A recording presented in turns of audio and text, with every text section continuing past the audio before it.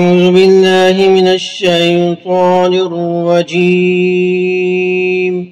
बिस्मिल्लाहिर रहमानिर रहीम। या बनी इसराईल अज़्कुरू निअमती अल्लती अनअमतु अलैकुम वअन्नी फद्दलतुकुम अलल आलमीन।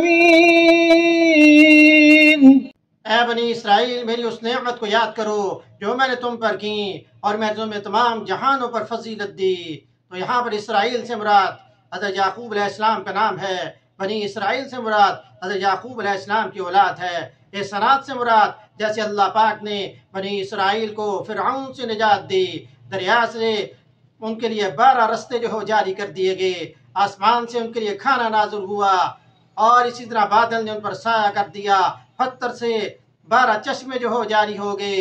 अल्लाह पाक ने फरमाया कि मैंने तुम्हें तमाम जहानों पर फजीलत दी। यानी मूसा अलैहिस्सलाम के दौर में उनके जो आबा वजदाद थे, उस दौर में जो कौमें जो थी, उन पर मैंने तुम्हारे आबा वजदाद को फजीलत इस वजह से दी कि उन्होंने पैगम्बर की इत्तबा की, इस वजह से उन्हें शर्फ मिला।